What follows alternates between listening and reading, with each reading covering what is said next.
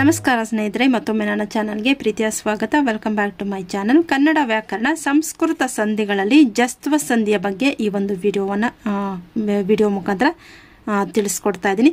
ಸಂಸ್ಕೃತ ಸಂಧಿಗಳಲ್ಲಿ ನಾವು ವಿಧಗಳಾಗಿ ವಿಂಗಡಣೆ ಮಾಡ್ತೀವಿ.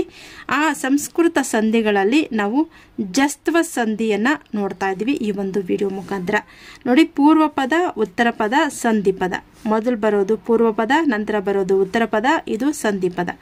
ಉದಾಹರಣೆಗಳನ್ನು ನೋಡಿ. Walk plus Isha, Vagisha. Walk plus ದಾನ, ವಾಗ್ದಾನ. ದಿಕ್ ಪ್ಲಸ್ ಅಂತ, ದಿಗಂತ. ಬೃಹತ್ ಪ್ಲಸ್ ಆಕಾಶ, ಬೃಹದಾಕಾಶ. ಷಟ್ ಪ್ಲಸ್ ಆನನ, ಷಡಾನನ. ಈ ಸಂಧಿ ಕಾರ್ಯ ನಡೆಯುವಾಗ ಪೂರ್ವ ಪದ ಅಂದರೆ ಯಾವುದಿದು, ಮೊದಲಲ್ಲಿ ಬಂದಿರುವಂತಹ ವಾಕ್, ದಿಕ್, ಬೃಹತ್, ಷಟ್, ಈ ಪೂರ್ವ ಪದದ ಅಂತ್ಯದಲ್ಲಿ ಕ ಚ ಟ ತ ಪಗಳಿಗೆ ನೋಡಿ, ಇದು ಕ ಚ ಟ ತ ಪಗಳಿಗೆ ನೋಡಿ. ಕ ತ ಇಲ್ಲಿ ನೋಡ್ತಾ ಇದ್ದೀವಿ ನಾವು.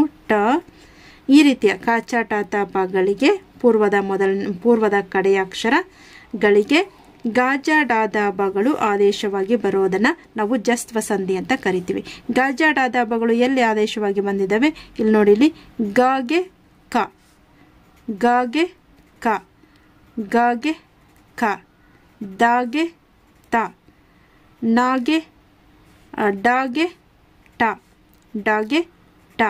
ನೋಡಿ, ಈ ರೀತಿಯಾಗಿ ಆದೇಶವಾಗಿ ಬರುವಂತಹದ್ದು ಕಾಚ ಟ ತಾಪಗಳಿಗೆ ಗಾಜ ಡಾದ ಬಗಳು. ನಾವಿಲ್ಲಿ ನೋಡಿದ್ವಿ.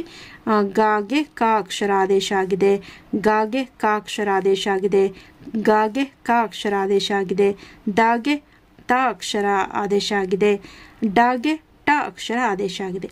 ಹೀಗೆ ಕಾಚ ಟ ತ ಪಗಳಿಗೆ ಚ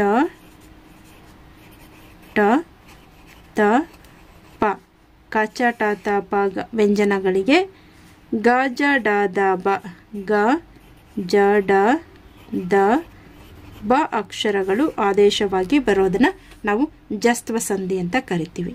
ಯಾವ ರೀತಿಯಾಗಿ ಸೂತ್ರ ಮತ್ತು ಉದಾಹರಣೆಗಳ ಮೂಲಕ ನಿಮಗೆ ತೋರಿಸ್ಕೊಟ್ಟಿದ್ದೀನಿ. ಜಸ್ತ್ವ ಸಂಧಿ ಅಂದರೆ ಏನು, ಅದರ ಸೂತ್ರ ಏನು, ಸಂಸ್ಕೃತ ಸಂಧಿಗಳಲ್ಲಿ ಒಂದು ವಿಧ ಆಗಿದೆ ಈ ಒಂದು ಜಸ್ತ್ವ ಸಂಧಿ.